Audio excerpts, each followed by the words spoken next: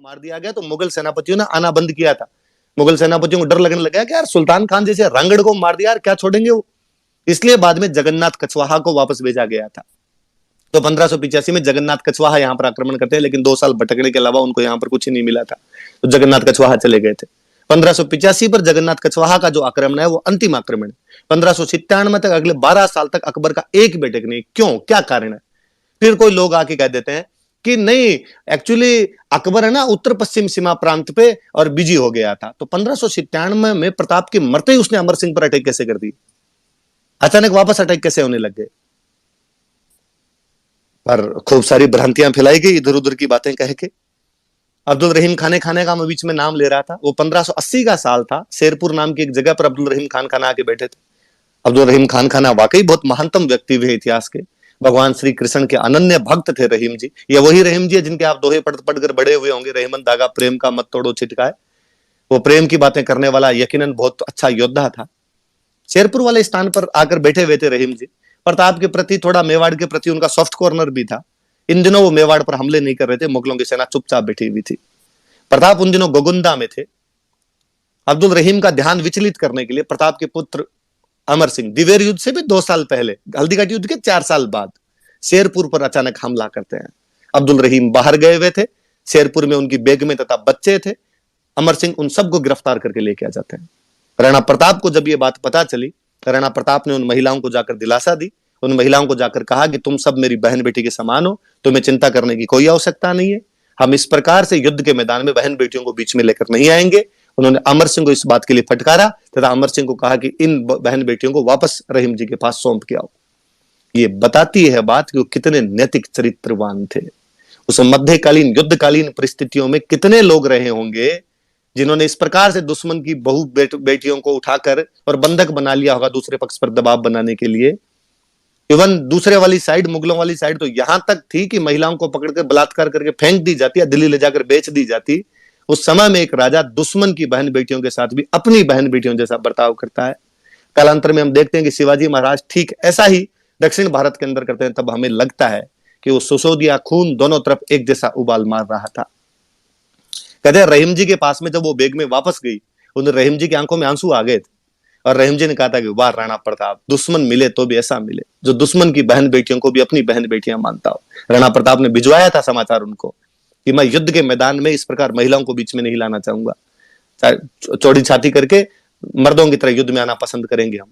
कहते हैं रहीम जी उस दिन, धर रैसी रैसी दरमर खप जासी खुरसान, अमर बिसंभर उपरान नेचो रखो रान। हे राणा प्रताप, मैं नहीं जानता ये धरती कब तक रहेगी, ये धर्म कब तक रहेंगे, ये मुगलिया सल्तनत, ये खुरासान वालों का राज्य कब खत्म हो जाएगा, इस बारे में नहीं पता। पर हे राणा प्रताप, मैं जानता हूं कि तुम युगों युगों तक, जब तक सूर्य और चंद्रमा रहेंगे, इस धरती पर याद किए जाओगे। ये प्रताप की महानता है कि उसके दुश्मन को उसके बारे में दोहा बोलना पड़ गया था, उस दुश्मन को उसके अमरता की तारीफ करनी पड़ गई थी। ये राणा प्रताप है। उन्हें हल्दीघाटी युद्ध से बाहर निकालने की आवश्यकता है, उनके नैतिक गुणों को बताने की आवश्यकता है। इस वजह से लोग उनके साथ जुड़े हुए थे। मुझे हमेशा लगता है कि किसी भी व्यक्ति की, किसी भी घटना की प्रासंगिकता तब है जब वो घटना होने के बाद भी और याद की जाए। मैं अक्सर मेरी क्लासों में बताता रहता हूं कि मुझे कभी नहीं लगता कि भारत में किसी व्यक्ति के मन में यह आता होगा कि चलो यार तराइन देख के आते हैं, जहां पर भारत के 3 बड़े बड़े युद्ध लड़े गए थे और जहां पर भारत के भाग्य का फैसला बदल गया था। या कभी कोई व्यक्ति ये कहता मैंने कभी नहीं सुना कि पानीपत में 3 बड़े युद्ध हुए थे, इसलिए पानीपत तो देखा जाना चाहिए। लेकिन ऐसा क्या है कि उदयपुर आने वाला हर पर्यटक हल्दीघाटी आकर जाता है, उस मिट्टी को अपने साथ में लेकर जाता है। हल्दीघाटी आज भी यदि लोगों को इस प्रकार आकर्षित करती है तो हमें यह मानना पड़ेगा कि 18 जून 1576 को उन 3 घंटों के दौरान वहां पर कुछ विचित्र घटनाएं घटित हुई थी, जिनसे लोग आज भी अपना नाता नहीं तोड़ पा रहे हैं। राणा प्रताप किस कदर बाद में लोकप्रिय रहे होंगे। मैं हमेशा कहता हूं कि भारत में राष्ट्रवाद की लहर बंगाल से शुरू हुई थी। बंगाल में राष्ट्रवाद की लहर का कारण यह था कि अंग्रेजों का सबसे पहले कब्जा बंगाल में हुआ था, अंग्रेजी शिक्षा वहां पर आई थी। उन्हीं दिनों वहां पर जेम्स टोड की पुस्तक पहुंची थी, annuls and antiquities of Rajasthan, Rajasthani संस्कृति को महान उद्गाता जेम्स टोड, जिसकी कहानियों ने राजस्थान के वीरता को दुनिया के कोनों कोनों तक पहुंचा दिया था। ये कहानियां जब बंगाल में पहुंची तो बंगाल के लोगों को लगा कि जब मेवाड़ के लोग सीमित संसाधनों के बावजूद मुगलिया सल्तनत के खिलाफ लड़ सकते हैं तो हम अंग्रेजों के खिलाफ क्यों नहीं लड़ सकते। अंग्रेजों के खिलाफ भारत के राष्ट्रवाद का पूरा पूरा श्रेय मेवाड़ को दिया जाना चाहिए। मैं पहले भी कई स्पेस में ये बोल चुका हूं कि मुझे घोर आश्चर्य होता है कि रविंद्रनाथ टैगोर के एक व्यक्ति अवनींद्रनाथ टैगोर ने मेवाड़ के ऐसे ऐसे कैरेक्टर पर पूरी बुक लिख दी जिनके बारे में हम जानते नहीं। आज जब मैं प्रताप के बारे में और अध्ययन कर रहा था तो मुझे पता चला कि साउथ इंडिया की ऐसी कोई भाषा नहीं है जिसके बारे में प्रताप पर 5 बुक नहीं लिखी गई। 5 से अधिक बुक मिलेगी। बांग्ला का तो साहित्य भरा पड़ा है। अवनींद्रनाथ क्यों, ज्योतिंद्रनाथ ने राणा प्रताप पर बाकायदा बुक लिखी है। राणा प्रताप 1895 में महाराष्ट्र में बाल गंगाधर तिलक शिवाजी महोत्सव मनाते हैं, पर शिवाजी की फोटो के साथ में राणा प्रताप की फोटो रखी जाती है। महाराष्ट्र आज दिन तक नारे लगा रहा है, जय शिवा सरदार की, जय राणा प्रताप की। ऐसा क्या है कि 1913 में गणेश शंकर विद्यार्थी कानपुर से एक समाचार पत्र निकालते हैं और उसका नाम प्रताप है। 1915 में उड़ीसा के बालासोर नाम की जगह पर बागा जतीन नाम के क्रांतिकारी अंग्रेजों से मुठभेड़ में लड़ते हुए शहीद होते हैं। और बांग्ला साहित्य के महानतम कवियों में से एक काजी नजरुल इस्लाम कहते हैं कि जिस जगह बागा जतीन शहीद हुए हैं वो भारत की नई हल्दी घाटी है। स्वतंत्रता का पूरा संघर्ष प्रताप को याद करते बीता है। आज के राजनीतिक घटनाएं कितनी भी किसी भी तरफ विचारधाराएं प्रताप को किसी भी कोने में ले जाकर खड़ा करती हो, लेकिन 47 से पहले का इतिहास आप देखोगे अंग्रेजों के खिलाफ तो राणा प्रताप ही वह व्यक्ति है जो भगत सिंह, चंद्रशेखर, राजगुरु, बंगाल के क्रांतिकारियों, बाल गंगाधर तिलक, उससे पहले महाराज शिवाजी, इन सब के लिए प्रेरणा स्रोत का काम कर रहे हैं। मुझे एक और बात पर हमेशा बड़ी दुविधा रहती है जब अक्सर लोग कहते हैं कि प्रताप की आर्थिक स्थितियां बहुत खराब थी और उनके पास में कुछ भी नहीं बचा था, तब मुझे वापस लगता है कि इनको यार थोड़ा ढंग से पढ़ना चाहिए। कुंभलगढ़ से लेकर ऋषभदत्त तक 90 मील का क्षेत्र और देवारी से लेकर सिरोही तक का 70 मील तक का चौड़ा क्षेत्र, 56 और बांसी से लेकर दरियावद का पूरा इलाका प्रताप के पास में था। और घास की रोटियों जैसी बात ही नहीं हो सकती। एक घटना की तरफ मैं और इशारा करना चाहूंगा। अक्सर कहा जाता है कि भाई भामाशाह ने प्रताप को अपनी संपत्ति ला कर दी थी। याद रखें आप, भामाशाह के पिता भारमल ही प्रताप के टाइम में मेवाड़ आ गए थे। वो मेवाड़ के खजांची हुआ करते थे।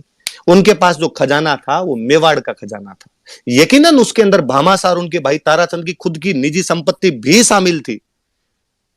इस बात से कतई इनकार नहीं किया जा सकता। भामाशाह और ताराचंद जब तक सूर्य और चंद्रमा रहे तब तक याद किए जाने चाहिए। आप तो ताराचंद को जानते भी नहीं होंगे। मैं इतिहास का विद्यार्थियों बता रहा हूं कि भामाशाह का भाई ताराचंद भी उतने ही बड़े दानवीर थे और उनको भी ऐसा ही याद किया जाना चाहिए। उतने ही बड़े योद्धा और हुए थे दोनों। लेकिन वो अधिकतर संपत्ति जो थी वो मेवाड़ की संपत्ति हुआ करती थी। जो भामाशाह कितने ईमानदार व्यक्ति रहे होंगे कि उन संकट के क्षणों में जब सारे इधर उधर तितर बितर थे, उन्होंने सारी संपत्ति लाकर प्रताप को दी थी। वो 25 लाख रुपए नगद और 20 लाख रुपए का सोना था, जिसे प्रताप 25,000 की सेना को 12 वर्षों तक अब रख सकते थे। क्योंकि भामाशाह का बाद का एक वर्णन हमें और मिलता है कि भामाशाह मृत्यु से ठीक एक दिन पहले अपनी पत्नी को कहते हैं कि एक बही देकर जा रहा हूं, इसमें मेवाड़ का हिसाब है। राणा जी के संकट के क्षणों में राणा जी के पास में हिसाब पहुंचा देना उस व्यक्ति की ईमानदारी को और बताता है। ताराचंद भामाशाह के छोटे भाई थे, जिनके अनुरोध पर सादड़ी में हेमरतन सूरी ने गोरा बादल पद्मिनी चौपई नामक पुस्तक लिखी थी। पद्मावत मूवी आई थी तब खूब सारे लोगों ने कहा था कि पद्मावत मलिक मोहम्मद जायसी के उपन्यास पर आधारित है, वरना पद्मिनी जैसी कोई घटना हुई नहीं, इस प्रकार की कोई रानी नहीं थी। उन लोगों को पढ़ लेनी चाहिए हेमरतन सूरी की गोरा बादल पद्मिनी चौपई। उस समय वो भी लिखी गई है, इसलिए पद्मिनी मिथक नहीं है, वो इतिहास है, वो सत्य है। तोते जैसी कहानियों से आप उसको मिथक बनाने की कोशिश करते हैं, पर उस समय भी मलिक मोहम्मद जायसी ने, उसके अलावा भी बहुत सारे लोग इस बारे में लिखकर चले गए थे। प्रताप को अक्सर इस युद्धों से बाहर निकालने के लिए मैं हमेशा एक बात और कहता हूं कि कभी उनके कलात्मक स्वरूप की तरफ तो ध्यान दिया जाए। जब आमेर वाले उन पर लगातार अटैक हो रहे थे, आमेर वाले ज्यादा सेनापति बन के आ रहे थे, प्रताप आमेर पर आक्रमण करते हैं, मालपुरा पर कब्जा करते हैं। मालपुरा का झालरा का तालाब और नीलकंठ महादेव का मंदिर आज भी प्रताप का साक्षी है, जिसका निर्माण प्रताप ने करवाया था। शांति काल में बनी हुई उनकी चावंड की राजधानी के महल, चामुंडा माता का मंदिर और वहां की बावड़ियां, जावर माता के मंदिर का पुनर्निर्माण, ये सब बताता है कि प्रताप ने कलात्मक गतिविधियों में भी कोई कमी नहीं रखी थी।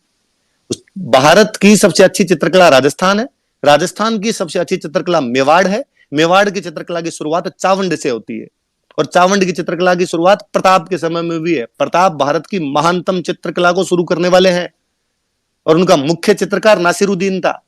मुझे लगता है यार हल्दी घाटी वाला षड्यंत्र इसी वजह से रचा है कि प्रताप की कला संस्कृति वाले पक्ष को लाया नहीं जाए, क्योंकि यदि हल्दी घाटी से प्रताप को बाहर निकालोगे तो आपको कहना पड़ेगा कि प्रताप कला संस्कृति के संरक्षक थे, और ये बताओगे तो बताना पड़ेगा कि मेवाड़ की चित्रकला उनके समय में शुरू हुई, ये बताओगे तो ये भी बताना पड़ेगा कि नासिरुद्दीन उनका मुख्य चित्रकार था। और अगली लाइन आपको जबरदस्ती लिखनी पड़ेगी कि सिद्ध करता है कि प्रताप धर्मनिरपेक्ष थे। पर चूंकि इतिहासकारों को धर्मनिरपेक्षता एक ही पक्ष की सिद्ध करनी थी, क्या विडंबना रही है भारत की कि यूपीएससी में सवाल पूछा गया कि अकबर बादशाह भारत को एक करना चाहता था, राणा प्रताप गद्दार था जो उसके अंदर रोड़ा बना हुआ था। उसके बावजूद देखिए कि 70 साल के तमाम कथित तथा कथित षड्यंत्रों के बावजूद प्रताप को यदि जनता के दिमाग से नहीं निकाल पाए हैं, इसका मतलब है कि वह व्यक्ति इतिहास का मोहताज नहीं है। उस व्यक्ति के ऐसे कार्य रहे हैं कि युगों युगों तक उस व्यक्ति को बिना इतिहास के भी याद किया जाएगा।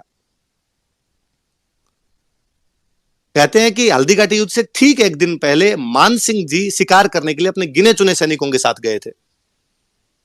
लोगों ने कहा प्रताप को कि मान सिंह अकेले आज इन पर आक्रमण करके मार लिया जाए। प्रताप कहते क्षत्रिय का धर्म नहीं है, अकेले पर क्या वार करना, करेंगे, युद्ध के मैदान में ढंग से लड़ेंगे। कितने क्लियर थे वो अपने सब चीजों के अंदर। प्रताप के दरबार में एक लेखक हुए थे चक्रपाणी मिश्र। चक्रपाणी मिश्र की 3 किताबें हैं, राज्याभिषेक, मुहूर्तमाला और विश्व वल्लभ। मैं ज्यादा डिटेलिंग में नहीं जाऊंगा, आपको बोर नहीं करूंगा। मैं इसमें एक किताब का वर्णन करना चाहूंगा, विश्व वल्लभ। विश्व वल्लभ नाम की जो किताब है ये एग्रीकल्चर साइंस की बुक है। वास्तुकला और एग्रीकल्चर साइंस के बारे में बताती है कि बावड़ियों वगैरह का निर्माण कैसे करवाया गया और खेती कैसे की जानी चाहिए, और खेती में भी स्पेशली हॉर्टिकल्चर। ऐसा कहा जाता है कि ये बुक प्रताप के कहने पर चक्रपाणी मिश्र द्वारा लिखी गई थी। इस बुक को जब आप पढ़ेंगे तो लगेगा, हैरानी होती है कि वह व्यक्ति जो इतिहास के महानतम योद्धा के रूप में याद किया जाता है, इन बातों की कितनी